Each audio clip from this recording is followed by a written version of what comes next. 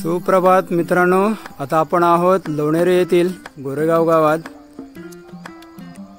सुंदर असं दृश्य। पहाटेचे 5:35 झालेले आहेत।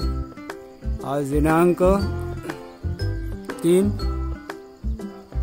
आणि हे आहे राजलक्ष्मी बंगलो। इथे आमची ताई राहते। ताईच्या घरी आम्ही काल सायंकाळी 7:30 वाजता आलो।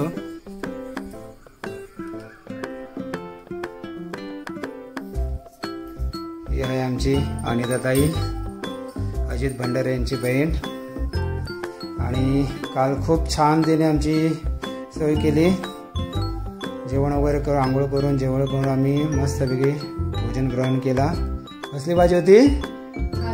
काजूची भाजी, श्रीखंड, चपाती, भात, वरण। खूप मजा आली, खूप छान वाटलं।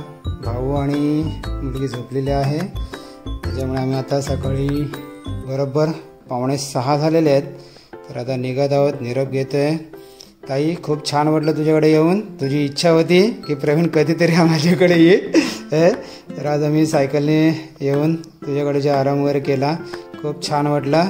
तुला कसं वाटलं? मस्त। असेच येत राहा म्हणते, म्हणजे परत परत कन्याकुमारीला जायचं का? हा सानू, कसं वाटलं ताईकडे? अजून काय इथे खासियत? झाड आहेत आणि ते कुत्री आहे। हा, अजून काय आहे? चिनू नावाची मांजर आहे, ती तुला खूप आवडली। कुठे गेली चिनू? अर्णव, एक नंबर, जबरदस्त। आता एक्साइटेड सायकलिंग करण्यासाठी पुन्हा एकदा।